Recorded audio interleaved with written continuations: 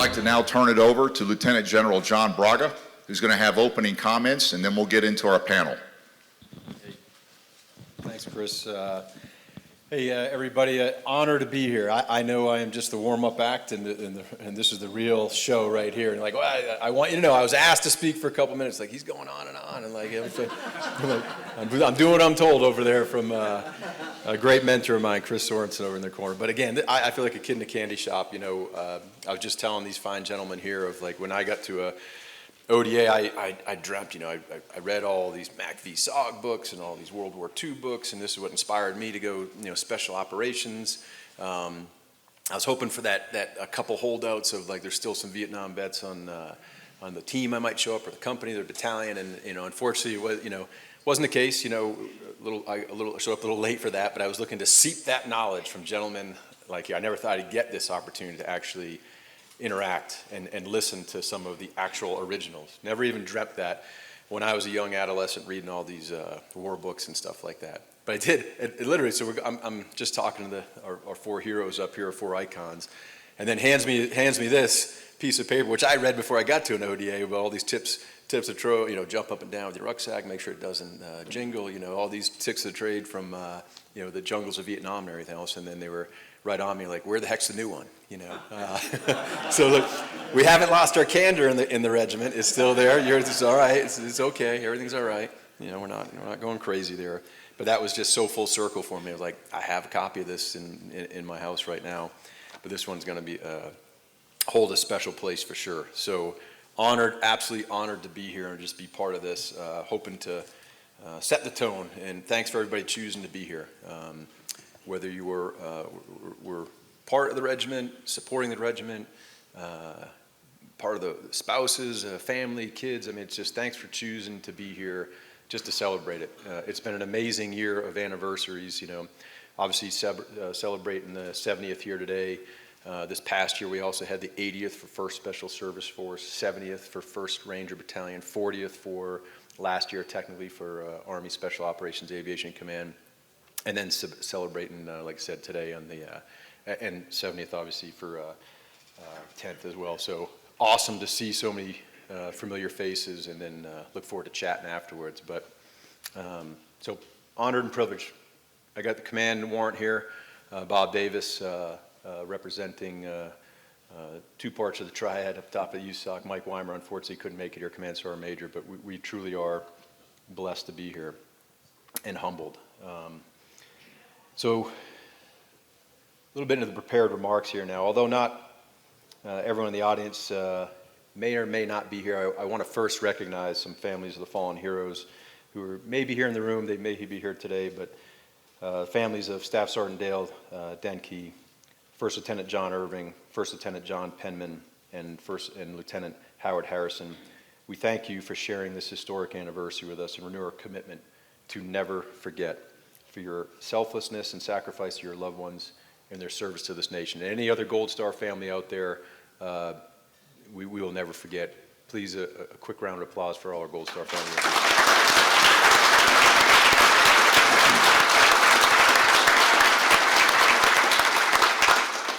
So today we truly stand among legends of the Special Forces community. Henry Bertrand, Clyde Sincere, Richard Simonian, and Vahan Sipantzi. Did I say that right? That was a tricky one. Did I, sir? Okay, thank you. Woo. You can see that look? This is awesome. On the panel today, these four original members of the Special Forces Regiment, they are true pioneers of a concept that truly has endured to this day. They represent elite, quiet professionals that we all strive to be.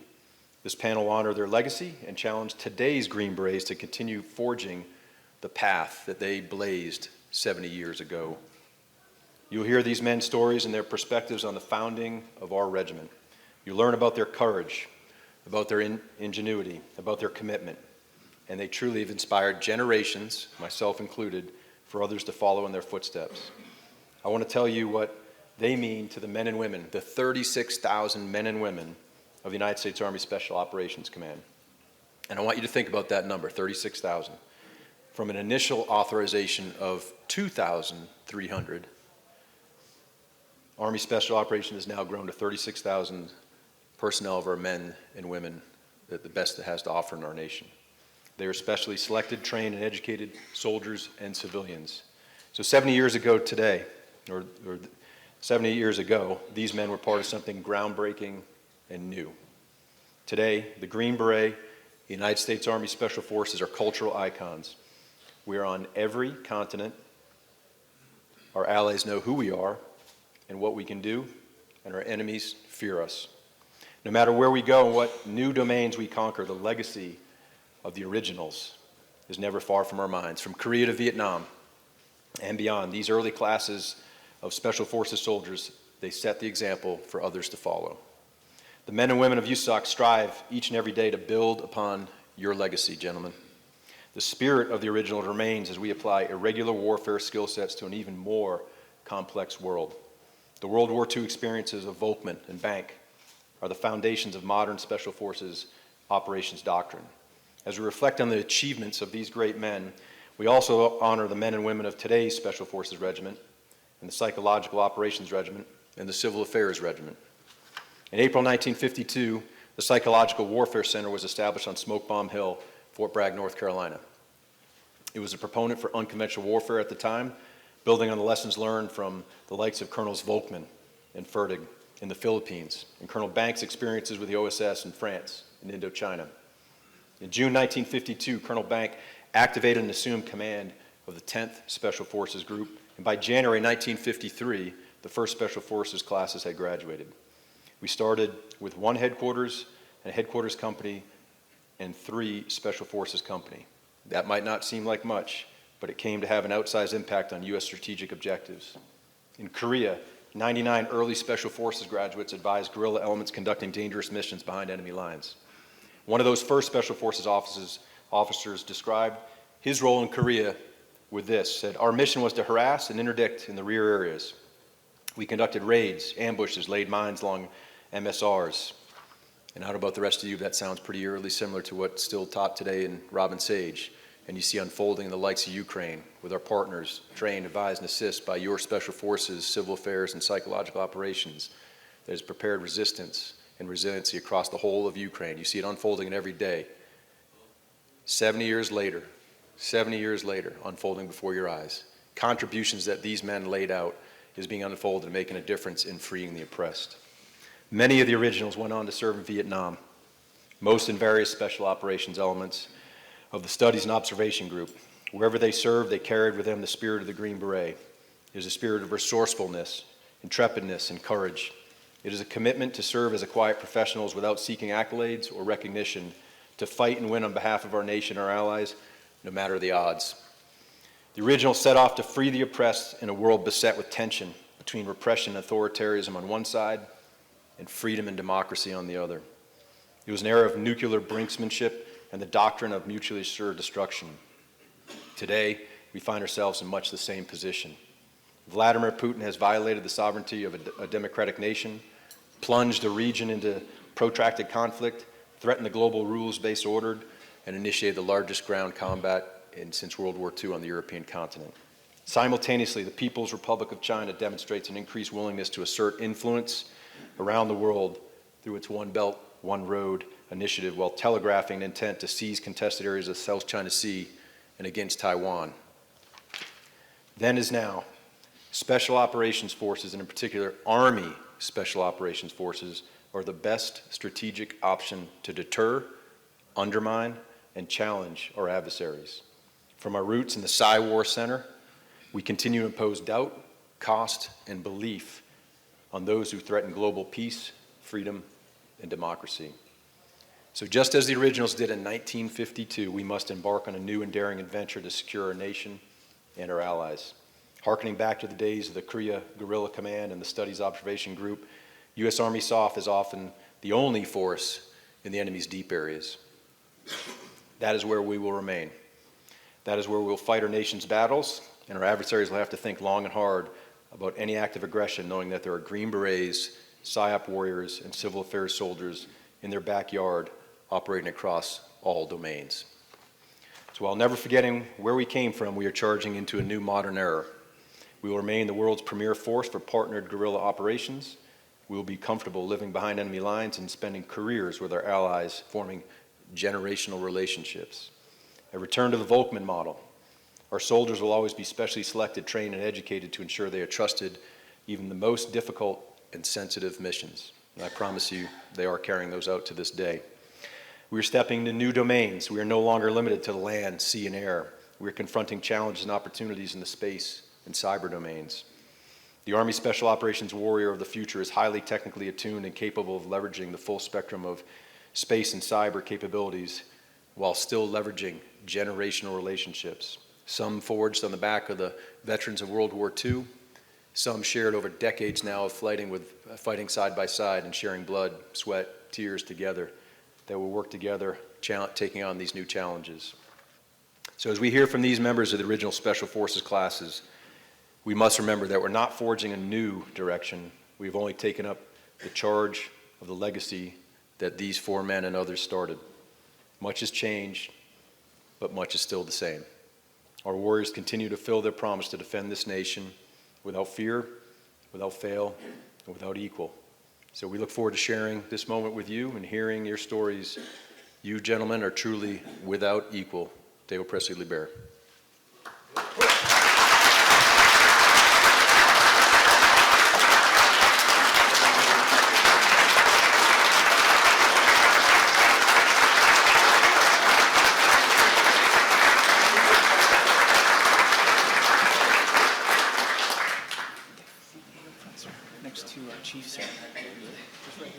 Good morning, teammates, and good morning, families. I'm still Mitch Utterback, the same guy I was last year when we talked about the last American Jedburghs. Thank you for coming this morning. I'm standing in the shadows of the men that 30 years before I got to Smoke Bomb Hill set the conditions that the rest of us tried to fulfill in the footsteps that we tried to follow.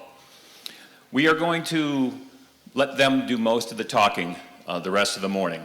I do have a few slides to help you understand the gentlemen that we have here with us. And there's going to be a lot of opportunities near the end for some of your questions. And if you had a chance to be in the vendor room, there is a reproduction of the 10th Group Yearbook from 1952 to 1956. It looks like this. So Phillips Publications brought it with. I'm like a high school kid. I'm having the original sign my yearbook already. There will be an opportunity after this for you to go grab one, and then I believe we're going to meet in a nearby room for you gentlemen to sign yearbooks and take pictures and sign some other things. This is an Army briefing. So Army briefings must have an agenda, and it must be in Arial font, Chief, so I think we're good. Here is the agenda for this morning.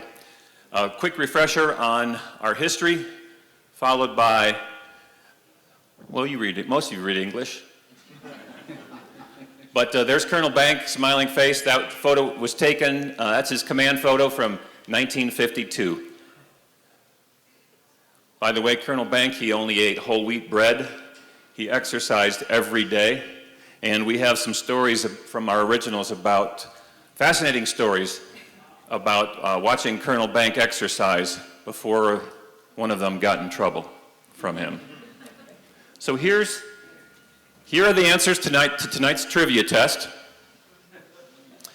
Significant here are, the first entry is the creation of the British Special Operations Executive. We do owe a bit of our ancestry to the SOE that Churchill had created to, quote, set Europe ablaze. Our OSS was modeled and patterned with the SOE, and indeed the Jedburgh Project was a collaboration between SOE and OSS. In 1953, Aaron Bank was toiling at Camp Polk, Louisiana, when he saw the message board announcement for volunteers looking for hazardous duty. You have some college, you have some language ability, are you already parachutist qualified or willing to go to jump school? We've got a mission for you. Not much of that wording changed when these four guys found out themselves, and we're going to hear their stories of how they got in. In 1951, Colonel Bank was serving with the 187th Regimental Combat Team in Korea, and they pulled him out. They pulled him out of a combat assignment to send him to the Pentagon. Maybe some of you in this room have experienced that. Well, thank God that he did, because working with Colonels Volkman and Fertig under the command of General McClure, they toiled for a year to create what would become us today. As you know, in 1952, Colonel Bank activated 10th Group on Smoke Bomb Hill in June at Fort Bragg. Not long thereafter, the men sitting here before us joined him. Many of them went on to long careers, others took different career paths. A couple of things before the trivia test at the end of this presentation are the modern Special Forces shoulder patch, approved with its final colors in 1958, same year that Colonel Bank retired. In 1960, as many of you know, the Center for Military History drew our lineage and honors from the 1st Special Service Force.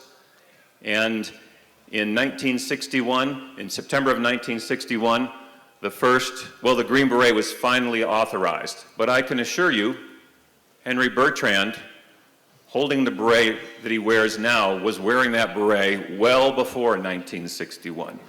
That is Henry's original beret.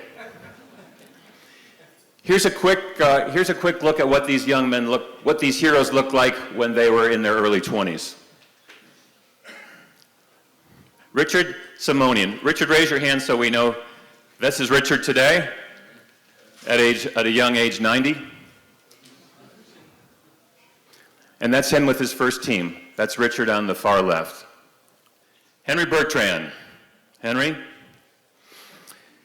You can see in the picture there that square-jawed staff sergeant freedom fighter wearing that beret, maybe drinking some Rhine wine, not too happy about having his photo taken, but we've all had that look, haven't we? Why are you taking my photo right now? That is the beret on his head that he holds in his hand right now, and we'll talk about that in a little bit. Clyde Sincere. Clyde? This is Clyde Sincere. We look forward to hearing about how he learned about SF, how he got there, and his interactions. He's had some with Colonel Bank also. By the way, Clyde was in class 253. Most of us remember what class we were. It's one of the bona fides that you're asked by a stranger to make sure you're not doing stolen valor. Hey, what class were you? Clyde was 253, and there's the training schedule for week 6 of Clyde going through his Special Forces training. Those 3 gentlemen in the photographs were his instructors. They were all in the OSS. This is actually, the photograph is an extract from the Veritas article of a few years ago about OSS's impact on the Special Forces. Some of these guys are going to talk to us about SMO training. We want to hear about SMO training later. Yes, indeed. And his go-by is Vahan or Vahan Sipantzi. Look at that happy young paratrooper about to board a C-119 on a rainy day down at Fort Bragg and get another jump in. Colonel, there he is. And Colonel Sipantzi, Vahan, he stayed. He didn't go to Toltz. He stayed back at Bragg and chose to pursue his education a few years later. He, however, maintains a unique distinction of being a double original. He was one of the first soldiers at 10th Group, qualifying as an original 10th Group member. He was also one of the first soldiers then assigned to the 77th Special Forces, serving under Colonel Blackjack was his nickname, Shannon. That's Colonel Shannon, Mrs. Catherine Bank, and Colonel Bank at Fort Bragg in probably late 1953 before they deployed to Toltz. Now let's let these guys talk, shall we?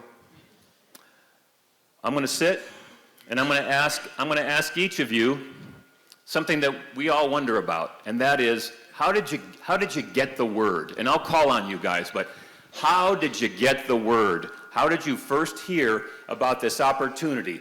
And Henry, I'm going to start with you because, as you've told me, you were bored at Fort Ord.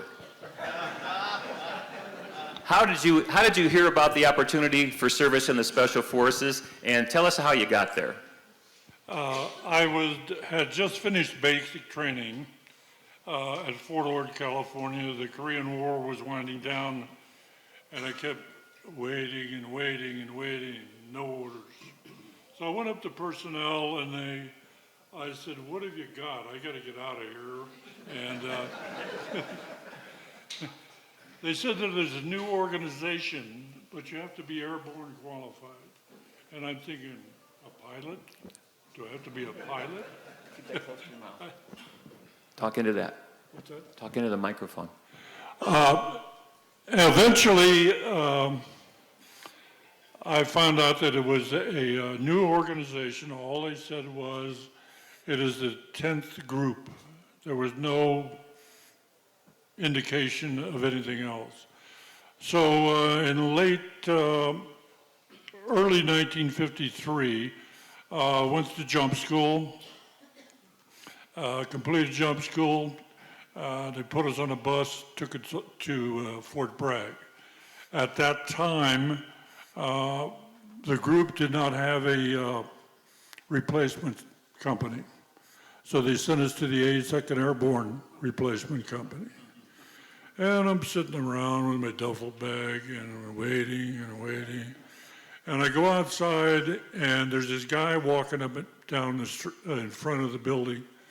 And he said, "Hey, are you Bertrand?" And I said, "Yes, I am." And he said, "Well, get in the vehicle, and we'll take you over to Smoke Bomb Hill." Well, the vehicle was a sedan. And I'm thinking, I'm a PFC, and they sent a sedan to pick me up. And I'm thinking, man, this is my kind of organization. That's great. Thank you. I'm laughing as hard the second time hearing that story.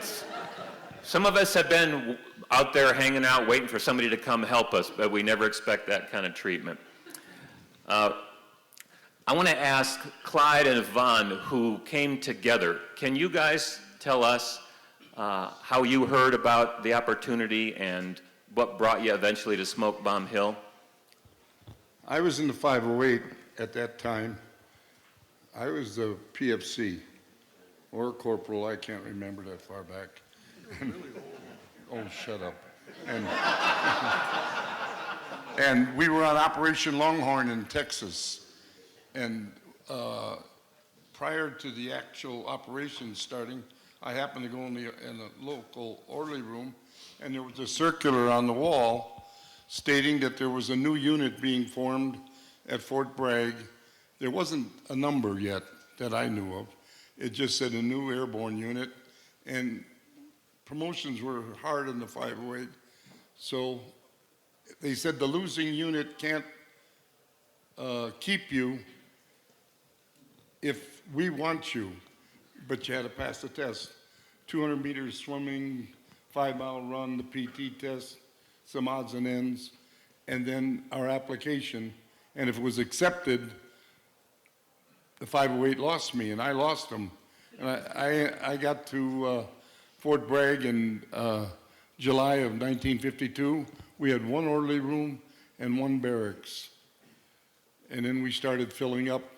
And a couple days later, or a month maybe, they started the detachments.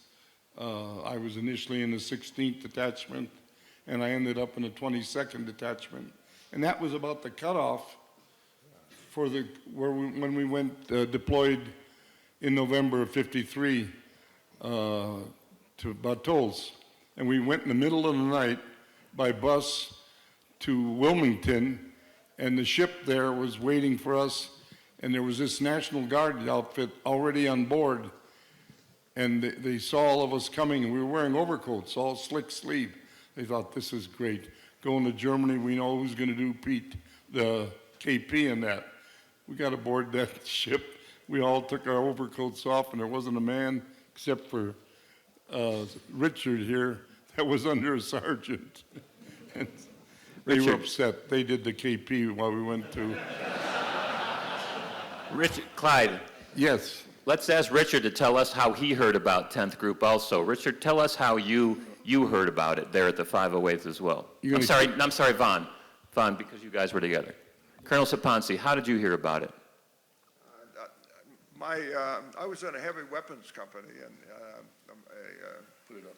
light and heavy weapons company, and my commander was transferred to Arthur H. Hyman, one of the early Jewish graduates of West Point, and probably one of their best pistol shooters. But he took me over to battalion headquarters when he was transferred there, and I was working on doing the drawings for the new Pentomic Division, which was designed by the battalion commander. And I walked into the battalion building there one day, and my buddy was the battalion clerk, so his desk was right at next to the door there. So he said, hey, Sipantzi, he said, they got this new thing that, frequent parachute jumps and glider flights, And somehow I got in there the fact that it had something to do with guerrilla warfare, and my father had fought as a guerrilla against the Turks during the First World War, and I always believed that guerrilla warfare was a fantastic way of forcing the enemy to commit a large number of troops away from the battle lines. And I said, hey, this is for me.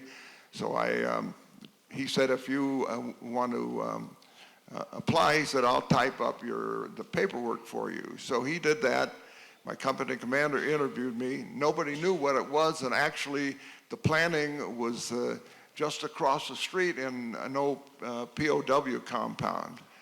So anyway, I interviewed with the company commander, the battalion commander. I was accepted, and Don Traynor and I, he had a car, one of the few guys that had one.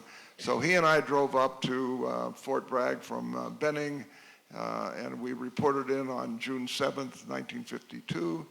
And there were 7 guys there, and then across the way over at Cy War Center, there was Jack Hemingway and a few other guys that were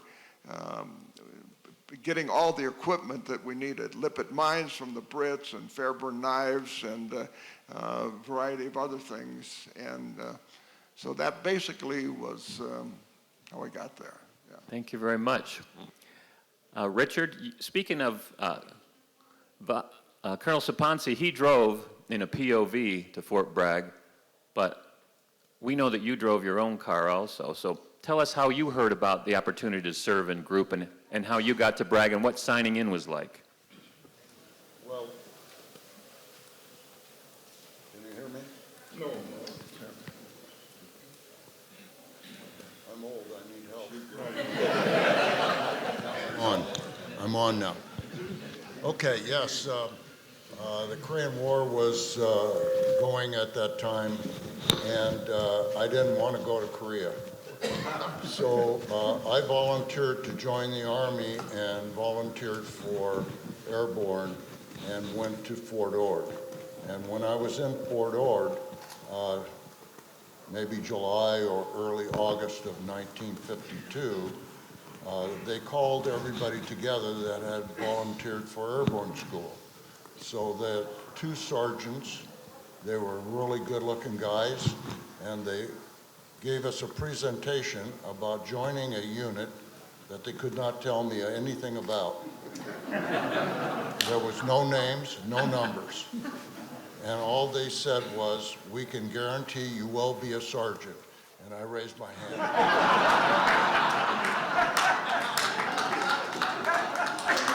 How do I pull this? I never heard that one before. We're laughing so hard because we've all been promised promotion, a good school. How many Special Forces guys in this room hope that they're going to get Halo School for doing something good? It's still part of our culture to this very day, the promise of promotion, a good deployment, or a good school. Nothing has changed 70 years later. I would like to ask, now we're going to ask you guys about some of the training that sticks in your memory. And we know from our reading of history that some of the things that you went through, the general training, but we know that some of these things stuck out in your mind. And Richard, you have shared with me some things that you saw and you participated in. So I'd like to ask you now, to share with us some of the training that happened in the early days at Bragg and some of the training that the group did in areas like in Georgia and the mountains. And just talk to us about some of the training that you went through that I know many of us can relate to still. If I can learn how to use this thing, I'll be all right. Okay. There was lots of training. I just want to tell you that Vahan here has a better memory than I do. May have to choke up on a little bit. Okay. Yeah, there you go. Yeah, there you go. Okay.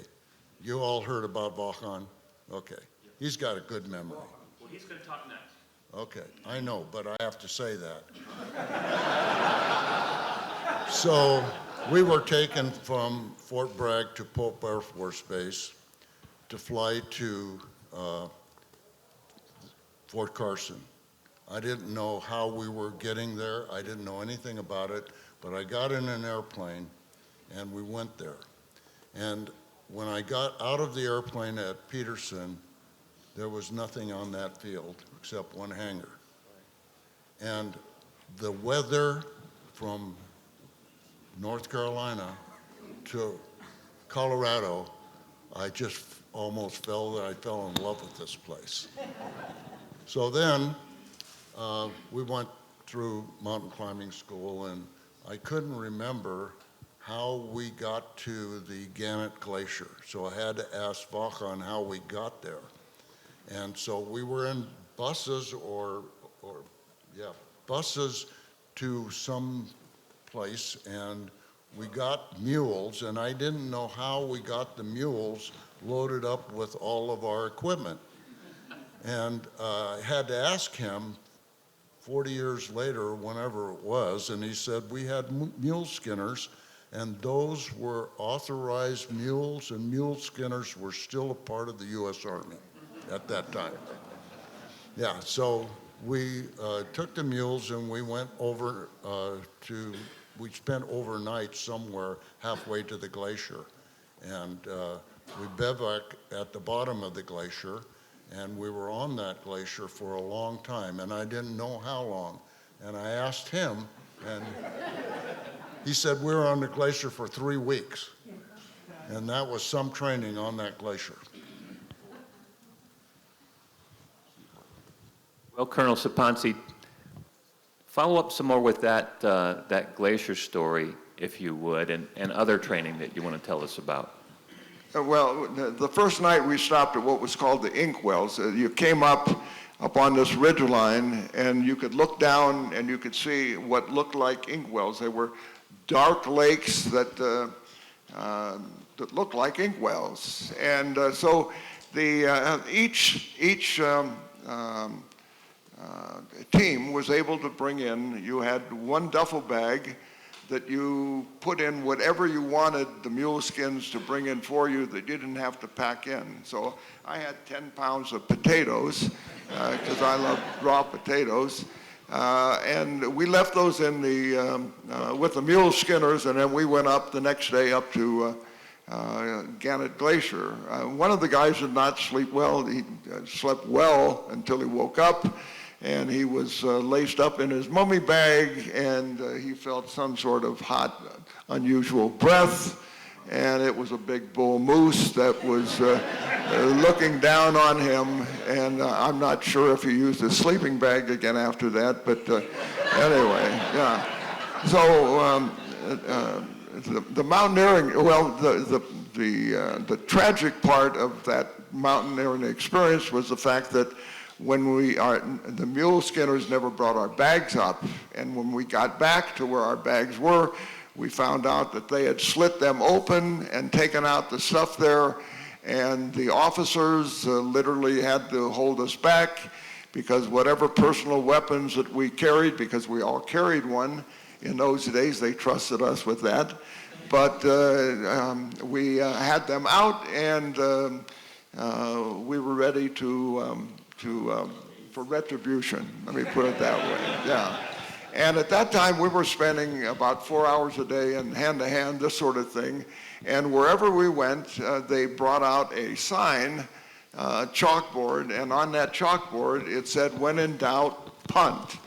And the problem is my future wife found out about that, and so it made it difficult sometimes to sleep at night when things were not going well. But basically, as far as the training went, we had that.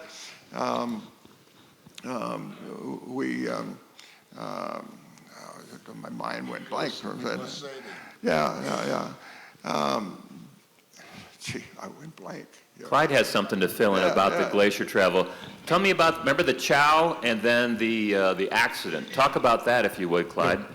We had, the chow was GI chow, and what Vaughn was saying about, we had the personal food that we left back at the truck head where the mule skinners stayed. But we had an accident, one man fell in the glacier, and we didn't have any stretchers or anything with us, so we made one with using parachute shroud lines and tree limbs, and it took us 3 days to carry him back. He was injured, he wasn't killed, but he fell quite a distance. And it took us 3 days to carry him back to the truck head, and then that's when I found, there were about 7 of us carrying him, and that's when we found out that our private food had been thing, and I went back and told a lot of the guys, and they couldn't wait to get back to the truck head, like he said. But it was Wind River in Wyoming that we went to for the glacier training, following our mountain training here, and it set the stage for a lot of us, for our teams and our people. And there was one incident that was interesting. We didn't take, or they didn't take our pay records with us to Fort Carson from Fort Bragg. And we spent a couple of months. Well, guys would go to town and write checks, and their wives back home maybe had already emptied the bank account. And the guy would say, we go back in to buy something, and the guy would say, well, your check bounced. Well, another guy would step up and says, I'll take care of that. Oh, by the way, I need that. And then he'd walk outside and say, I got to check money in anybody's bank. One thing that I want the audience to know is, these guys told me at the truck camp, not only was their bags slit open, but all their personal chow was stolen and eaten. They came back expecting to get their Spam and their potatoes and their chocolate bars, and it was all gone. And that's what they tried to hold you guys back from. Anybody who's had a chow thief at Ranger School knows that feeling. And 3 weeks on a glacier and you've got none of your pogey bait. That's bad for morale. Henry, do you have a story you could relate to us about training that you did while still at Fort Bragg? When I arrived at Smoke Bomb Hill, I was assigned to the 29th Detachment. And they brought us into this classroom and asked us basically what we'd like to be in Special Forces. And I think it was a first lieutenant was asking the questions. And he said, would you like to be an engineer? And I said, where's that? And he said, that's at Fort Belvoir. Would you like to be a weapons man? And, would you like to be a commo man? Would you like to be a medic? And I said, where is that located? And he said, San Antonio, Texas. I said, I've never been to Texas before. I think I'll become a medic.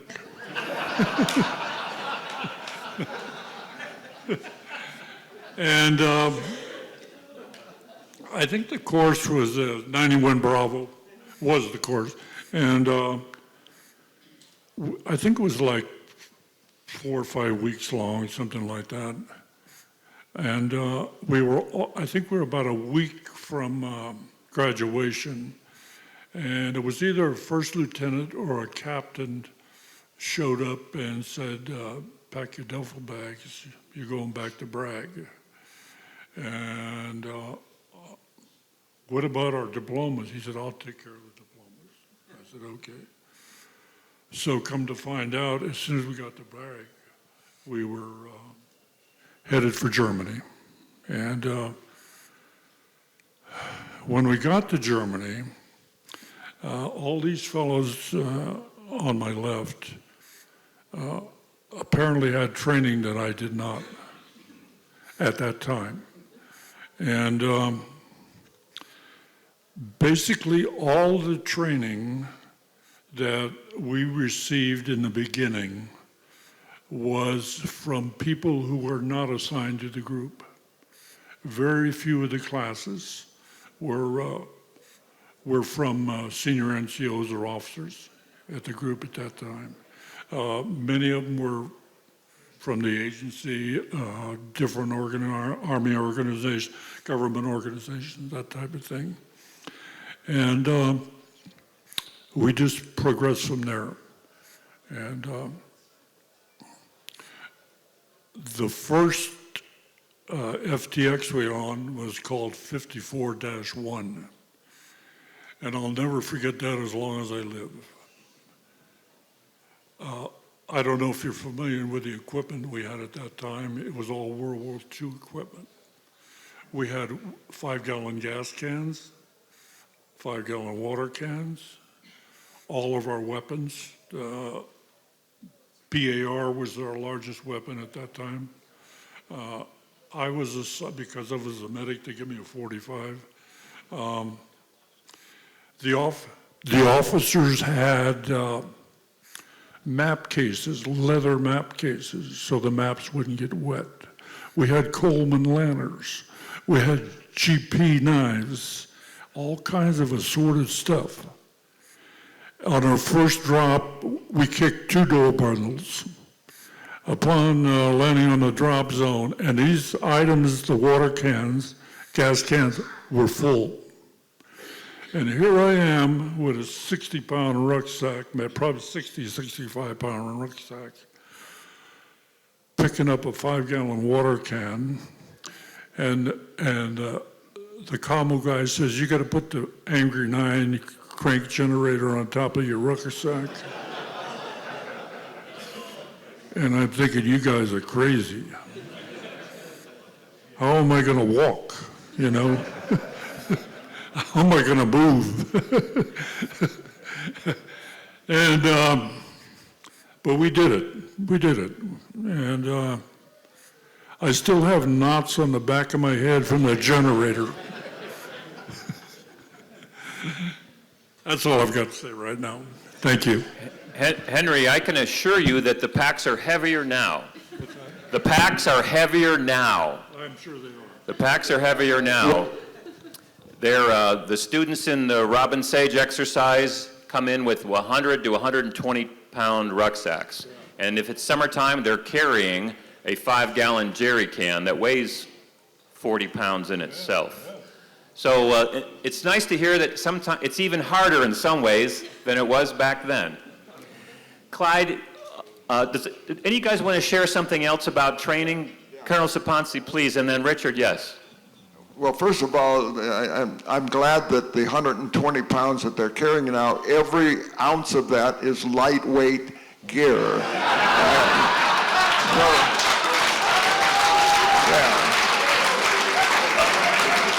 You win, you won. Yeah. You just won. I tried for years, every time we were deploying troops, it was to get someone from the head shed to lift the rucksacks that these guys were going to be jumping in at dark 30 and really believe that this guy was going to, with very little sleep, was going to go ahead and he was going to hump 20 miles or 20 clicks to get out of the area there, and then he was going to do an operation. But ours was not lightweight, I can assure you that. But we learned to pick locks. I mean, keep in mind that our job at that time was to deploy somehow to get behind enemy lines, and we were going to be there for a minimum of 6 months or more. And the more was the key word, because they had no way of getting you back out. And so we learned to pick locks. Probably the key thing was learning to observe. You walk past a store, and then you had to tell them what was in that store. You had they not only they also taught you how to procure prostitutes, because they expected you to possibly need that. There. Yeah, well, being a young Christian lad that that was reading his Bible and needing it as a bunk to say his prayers, and I remember that. Yeah. So, and not to mention the fact that I was engaged at the time, so that set that off. But I think that we learned to do forgeries.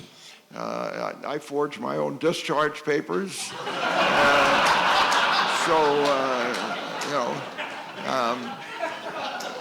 But I think the key to me,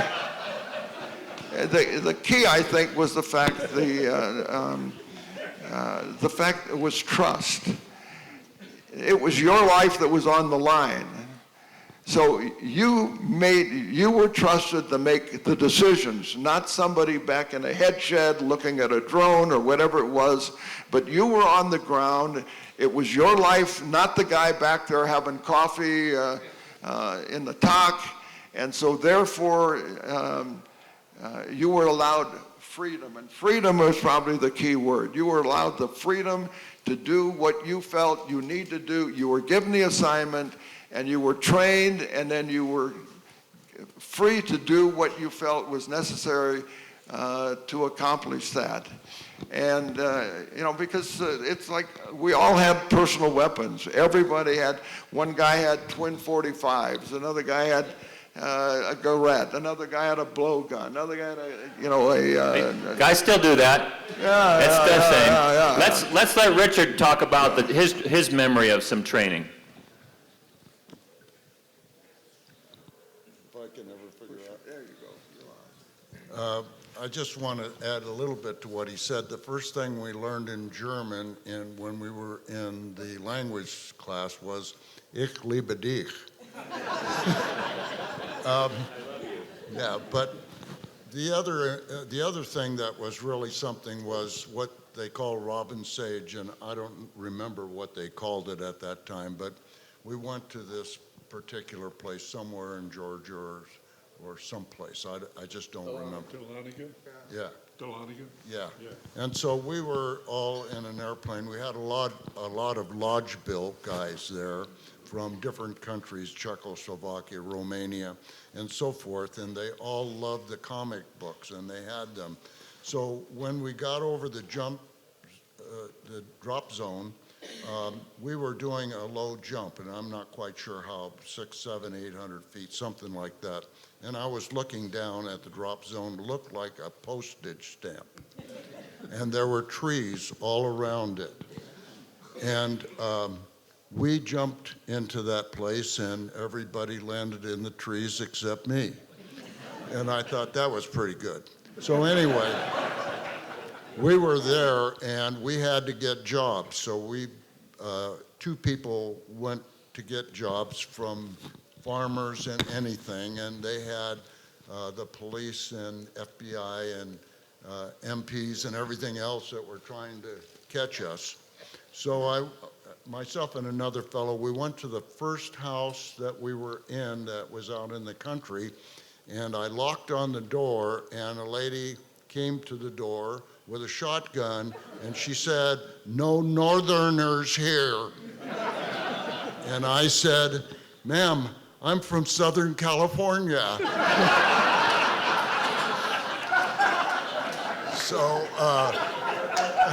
So anyway, we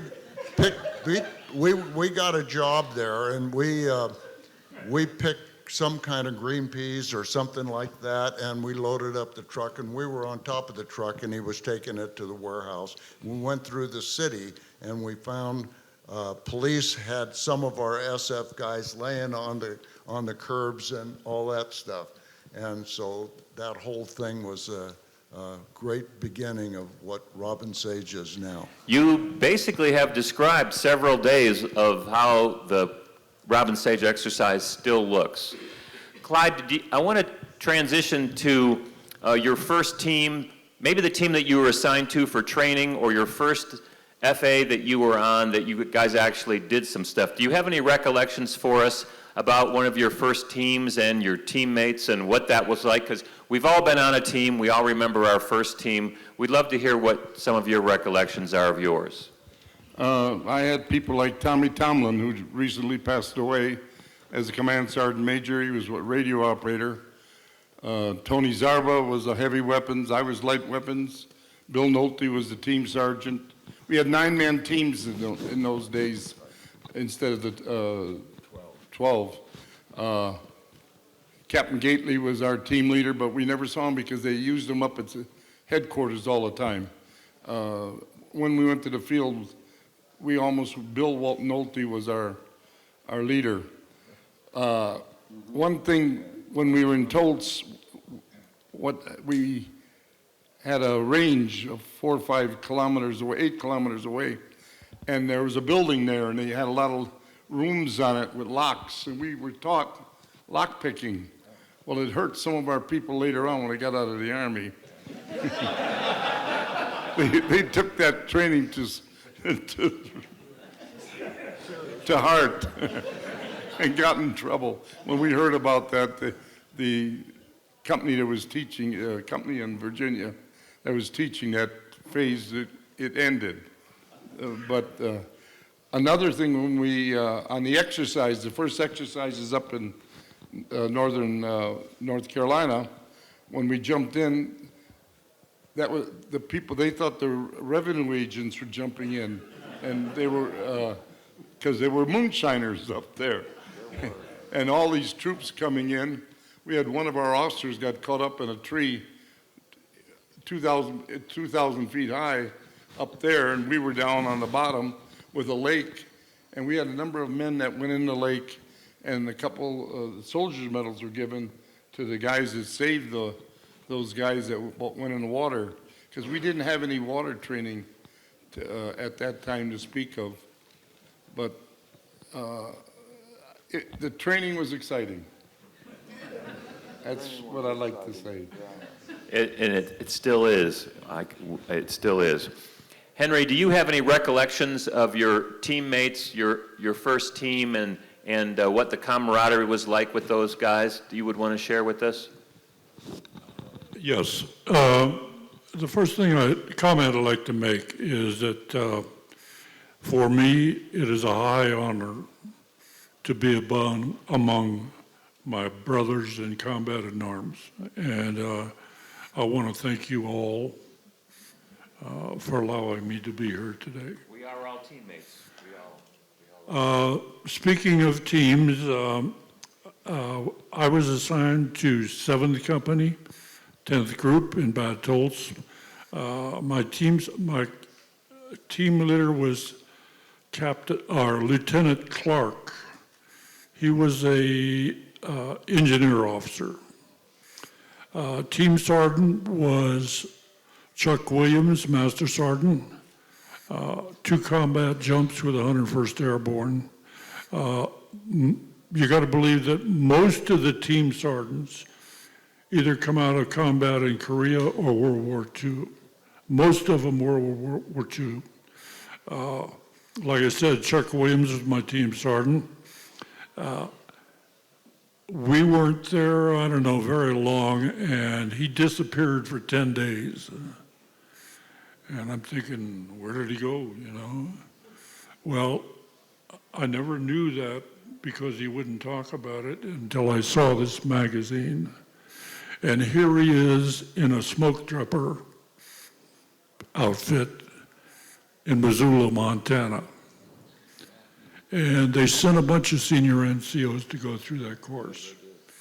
And that's how I found out about that. You have to remember that probably 50% of the enlisted men at that time were not regular Army soldiers, they were draftees. And some of these guys you had to motivate a little bit.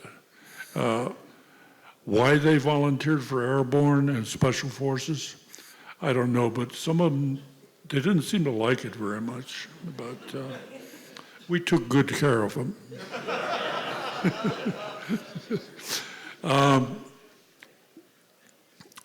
I want to mention something about training. I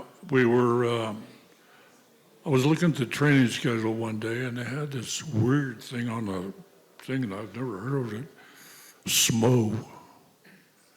And I said, what the hell can that be, you know? And you can tell them. Clyde, tell us what SMO training was. You were alluding to it without giving the title. SMO is surreptitious method of entry. Surreptitious method of entry. Still taught today, maybe a different name. And at least it doesn't make the news if guys get in trouble doing it on the side. Go ahead. We had about, I think there were about 6 guys in the company that were really good at this, and they had their little tools and everything.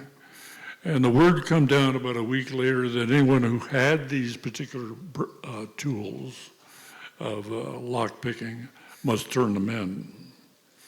And the guys said, well, these are my personal tools. Why shouldn't, I have to turn them in? I think only one guy turned them in, and the other 5 were picking locks. Where? I have no idea. Richard, do you have any recollections about your early team and your teammates? I know your team was special in that it was, your Toltz team was photographed and it was in the photo album. I think that was FA 39, is that right? I'm 39. Okay. You were 46, I think. Tell us about some of those guys, and if you remember that photo where you're somebody's rubbing snow in somebody else's face. I'm sorry, I can't remember. Yeah. Somebody rubbed snow in somebody's face in that picture. Yeah. Marchand's face was in there. Oh, yeah. Wayne Marchand, who was a good friend of mine, very good. Have you got that turned on? I'm sorry? Is it turned on? Your mic? I don't know. Yeah, it's turned on. Okay. I'm old. But my memory about those things are not as good as his. But I do have other memories about different kinds of, like Little Creek, Virginia, and the submarine and things about that, yes. So they took us to Little Creek, Virginia, and they put us on submarine called the USS Sea Lion, and that was for amphibious training. And so they would take us out in the submarine, and they would blow that submarine noise, and we'd all get out of the submarine and jump into 12-man rafts and row ashore, and everything was good. But the submarine was going like this, and the rafts were going like this, and we were all in the water. So it took us 3 weeks, and we were able to complete that training. But those guys ate good in that submarine, I'll tell you that. We traded jump wings for their dolphins. I just had a conversation with Colonel Donlin last night about him being at sea in a submarine and how good the chow was on a sub. Vaughn, tell us, do you have recollections of your teammates that you might want to share with us? And you have the benefit of, tell us about a 10th group team or a 77th group team that you were assigned to. And Clyde, you have to leave now because your phone went off.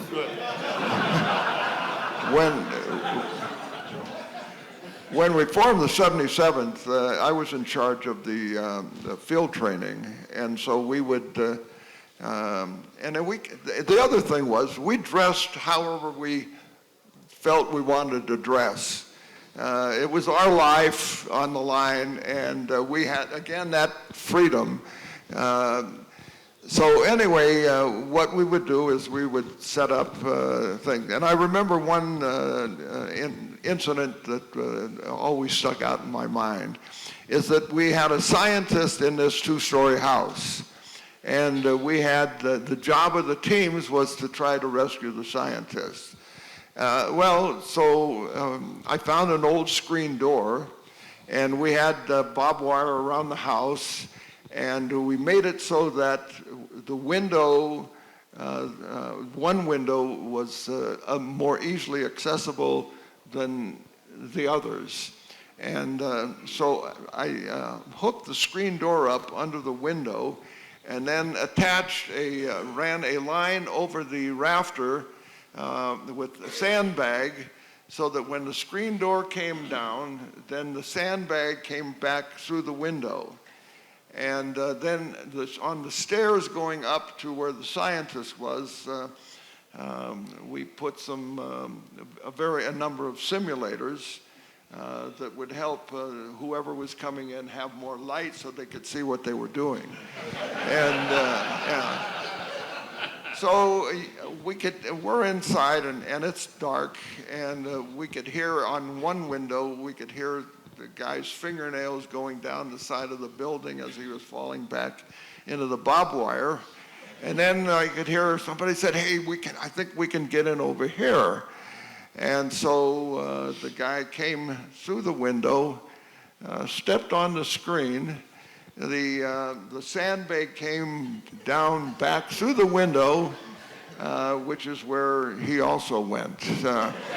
So once they had deactivated that, then they sort of stormed into the thing and started rushing up the stairs, and then all the booby traps started out. And then they filed a complaint, and they said that these guys are not playing fair.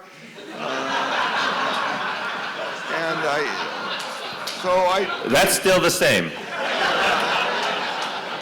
So I tried to point out that, you have to be prepared for the unexpected, and the unexpected will be there. So we tried to make the training as realistic as possible. When I remember we were doing demo training, and we were sitting on this berm, and I could see the cadre were wrapping det cord around some of the trees behind us, and so the instructor, in demonstrating, put the cap inside of a block of C4, and so he said, and what you do with this thing is you pull a pin, and he pulled the pin, and he threw it right at us, and the instant he threw it at us, the instructors blew the det cord behind us, and most of us were trying to get inside of our steel pots, But at the end of all the demo training, because I was a demo man for a while, and we had 500 pounds of demo left. And I think the maximum you could blow at any one time at Fort Bragg at that time was like 10 pounds, something of that sort of. So we felt that we needed to utilize, it was government property, it needed to be utilized in a way that where we could get some training benefit from it. And so we rigged the trees with the 500 pounds and then walked away and let it go. And, Yes. And that's called Rhine-Luzon drop zone now. So we were innocent. We knew nothing about this. We don't know who did it, and because we were not there. So. Thank you, Colonel. Clyde,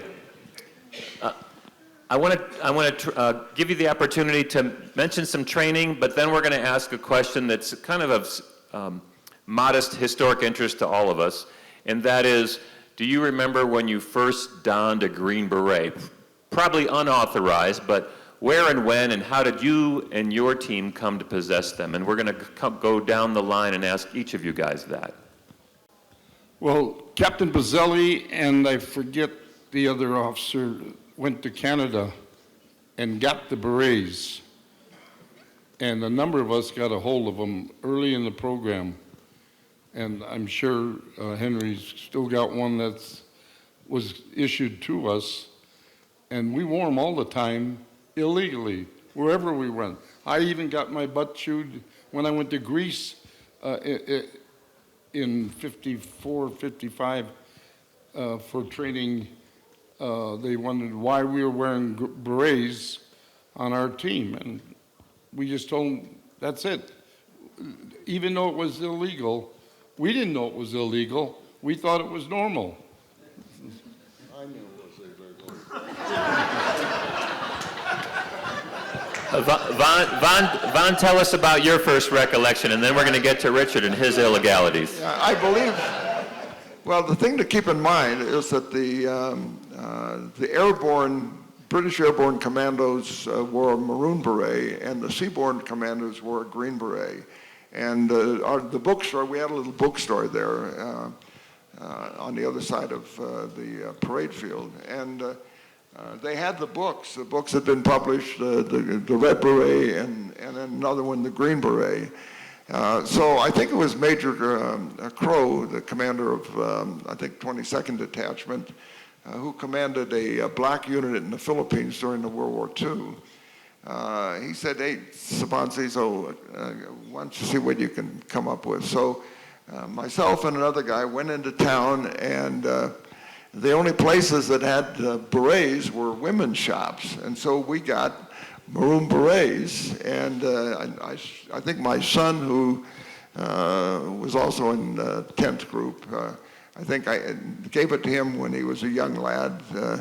But what we discovered, though, was the fact maroon was too bright in the field. And so that's when we decided, well, okay, even though the Green Beret belongs to the Seaborne Commandos, then we would go ahead and wear green instead. And like Clyde said, the attitude at that time was we could care less what the 82nd or anybody else cared about, because we knew they didn't like us anyway. We were a bunch of snake eaters. They threatened their troops anytime we marched by. And by the way, what they did is because guys like Clyde and I did not have a lot of experience in marching troops. And so what we would do is, in order for us to learn, when we would walk out to the field, because we had no vehicles, then we would be marching the unit. And, guys, the one your rifle on this shoulder, that shoulder, we could care less. So they couldn't understand how can a sergeant be marching a unit of sergeant first class and master sergeants. And so they would make disparaging remarks, not to our face, not anywhere close, but from a distance. And so this is how we learned, yeah. Richard, tell us about your first experience with the beret, even though you knew you were doing the wrong thing. No, there was a photograph taken of several, four guys. One guy's name was Whitehead, and my team sergeant was there on that photograph, and everybody got chewed out about that. Colonel Bank was still there. The thing was illegal, and so I never got a beret. Until, Never. well, Never. do you have one now? Yes. Okay. Yes. Because the 10th Group Commander was going to send somebody over to clothing sales.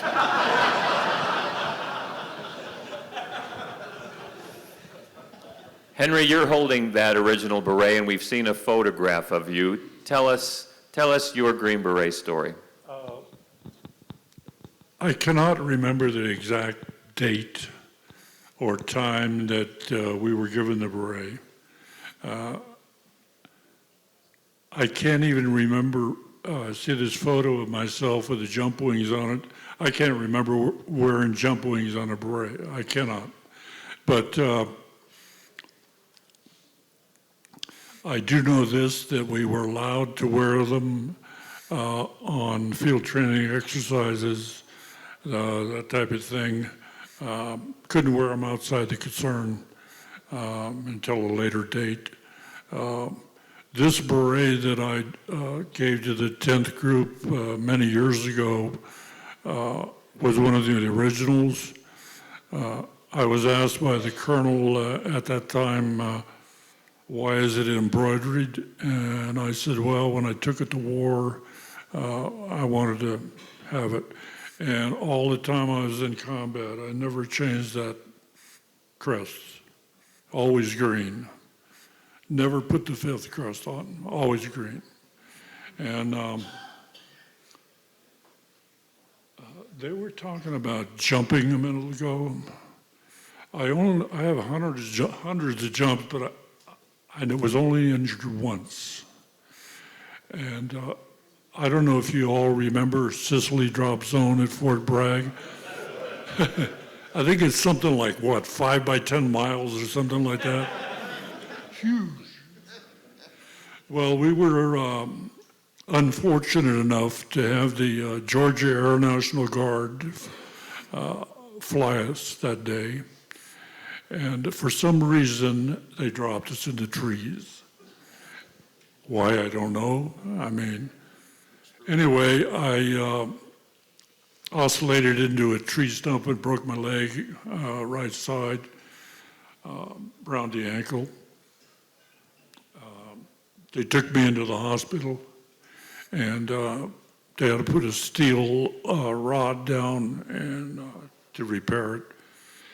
And to make this story short, they didn't want to deploy me back to Germany because of the leg. And I had a good friend in personnel. Some of you might remember his name, Kenworthy. If you wanted to go somewhere or do something, talk to Kenworthy. And I said, I want to go to Germany. I want to go back. He said, okay, pack your bag. About a week later, I had orders. And when I got to Germany, I couldn't jump yet. And they said, well, we're gonna do a water jump for you. I said, oh, that's interesting. So they took me out to the Starnberger See. And come out of the aircraft, and they had a couple boats floating around in the lake. And I landed in about 3 feet of water. And I'm thinking, I hope my leg survives this, you know what I mean? But it did. And that worked out real well. So. Amen. Clyde, did you ever have even as a young soldier, have a personal conversation with Colonel Aaron Bank? I know he came and observed training and talked to you guys. Did you ever interact with him personally? And we're going to get to Henry's story about that too. Well, in those days, he did move around when we had the training, and he would talk to us more so than, we responded to his queries. He had a very strong voice, and that way, but years later, I still have personal letters from him and Catherine as he came on. In 1990, I was the chairman of the SFA portion of the 50th anniversary of Airborne, and Colonel Bank came, and he wrote me a long letter afterwards, how he appreciated how SF interfaced with the other units. If I may, the parade, there were about 75,000 troops that occupied every hotel in Virginia, Maryland, and DC during that week that we had. And we did 3 things together: a march down Constitution Avenue, we visited John F. Kennedy's grave, and the ceremony for the Forget-Me-Nots at RFK Stadium. And Colonel Edson D. Raft was the first man out of the aircraft in North Africa. Yarborough was right behind him, and he was going to be the leader of the parade down Constitution Avenue. But since he had commanded a Special Forces unit, he deferred, because our order of march down Constitution Avenue was when we were activated as an airborne unit in the overall anniversary of the 50th anniversary. And he led us, our detachment, and it was turned over to somebody else, and I can't remember who led the overall parade. Thank you. Henry, you had a very personal, you were able to answer back to the Colonel. Can you give us a brief description of your non-judicial punishment interaction? Tell us about your time with Colonel Bank. Do you have to bring that up? Well, you're going to anyway. Okay. I had purchased a Austin Healey probably in 1954, somewhere in that neighborhood. They just come out, and I was cruising down the highway going into Garmisch, and these unsympathetic MPs stopped me. And he said, "You're going kind of fast," which I think the speed limit was 55, and I was doing like 100. And anyway, he wrote me out a DR, delinquency report. And I get back to Batolls, and a couple days later, one of the colonel's adjutants, lieutenant, called me in and he said, "You're going to see the colonel this morning. And he wants to talk to you about this problem you have with driving." I said, "Yes, sir." He says, "One thing I'd like to tell you before you talk to the colonel is that he is the judge, jury, prosecution, and the defense. So if you got anything to say, you might want to say it now." I said, "No, sir." So I walked in the colonel's office and reported to him, and he said something like, "You put a bad name on the group by getting this DR." And I said, "I understand that, sir, and it will not happen again, I guarantee you." He says, "Well, there's got to be some type of punishment for what you've done." And I said, yes, sir." I was a corporal at the time. And he says, "Tomorrow you're going to be a PFC, and I'm reducing you one rank. I am going to fine you I believe it's 1/2 or 2/3 of your pay for 6 months." And I'm thinking, man, I'm not going to make it, you know. So anyway, I said, "Yes, sir." I saluted and left. About 4 or 5 days, maybe a week later, I was on the road to Garmisch. And there's a guest house out there with a lake behind it. And I'm cruising around, and I look, and here's Colonel Banks out there getting some exercise in his boat. So I pull into the guest house and order a small beer. And the colonel comes in all by himself, 15 or 20 minutes later, and he sits down and orders coffee or whatever. And he looks across at me and he says, "Are you that guy that drives that red Austin Healey?" Soldier, he called me soldier. I said, "Yes, sir." He says, "How's it going nowadays?" And I said, "Very slowly, sir."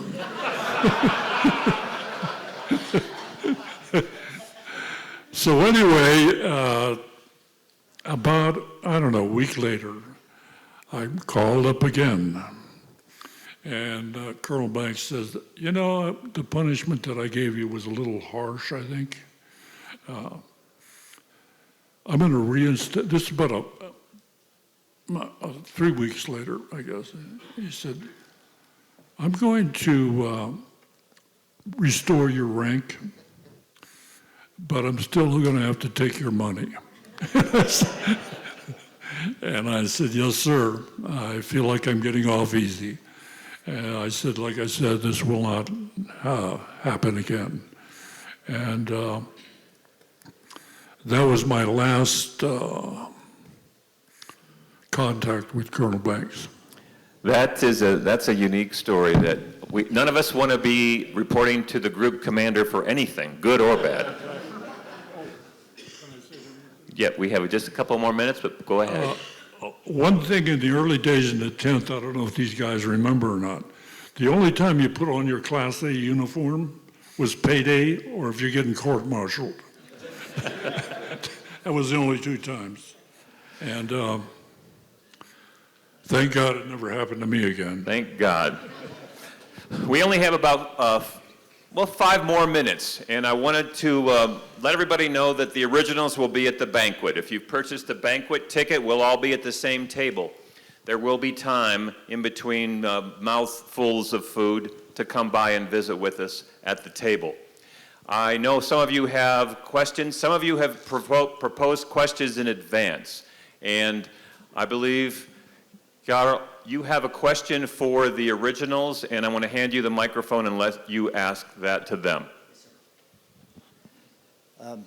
A U.S. Colonel, foreign-born, Mannerheim Cross Knight, said the finest unit he ever commanded was a Ranger Reconnaissance Company here at Camp Carson, Colorado in 1954, which I believe speaks to who you are, the tough Americans. But the foreign officers, for example, foreign soldiers that came in and served with you, like Mannerheim Cross Knight, Larry Thorne, or Lauri Terni, I was wondering what your opinions were of working with those secretive men from the East. So to make it even easier to answer, did any of you serve with Larry Torni, and what was your impression of working with that great man? Anybody? Oh, let's let Clyde talk and then you. Go ahead, Clyde. I was in the 10th group in '56 when Larry showed up the first time. He was well, first of all, we got Larry into Special Forces. He had been in the 11th Airborne in Munich, and he got in a lot of trouble, and they were trying to get rid of him.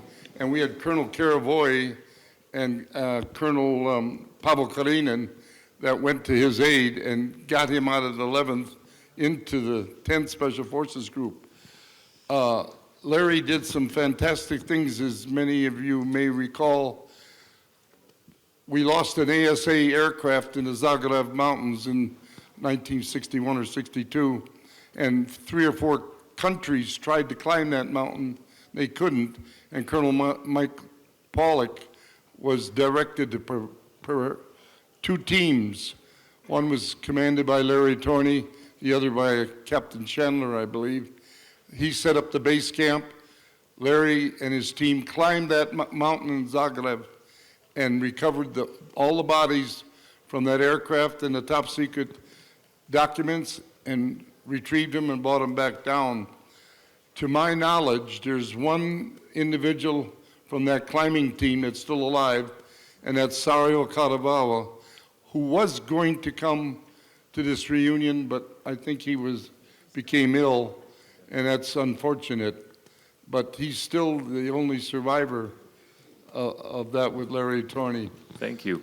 Larry also, when he deployed to Vietnam, was first with an A team in the 4 Corps as the team leader, and then on his second tour, he came to SOG, and he was a captain, and Charlie Norton and Lieutenant Colonel by the name of Ray Call were the last 2 to see him alive. He took off in a CH-34 with 3 King Bees to cover Chuck Petrie's team in Laos.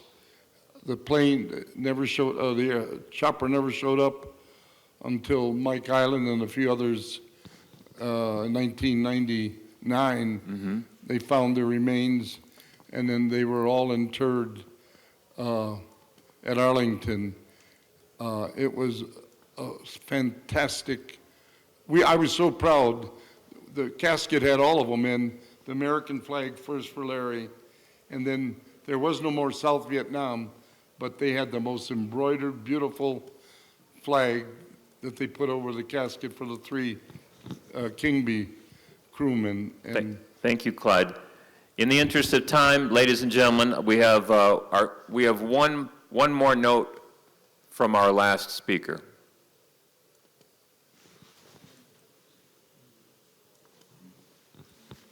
Okay, sound, can you help us? I'll do it for you.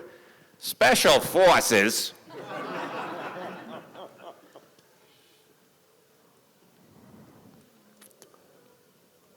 Anyway, Colonel Bank is comparing regular airborne to Army Special Forces and what makes us different.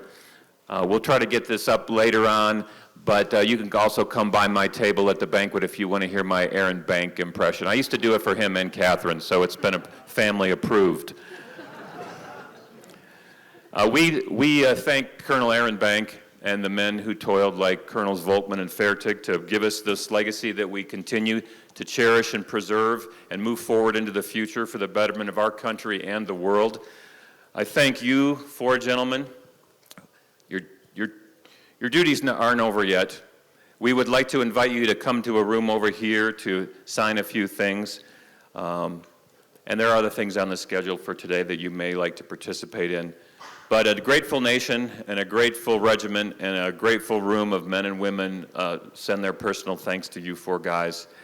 And we will see more of you in the next 24 hours. Ladies and gentlemen, thank you very much, and Dea Presta Liber.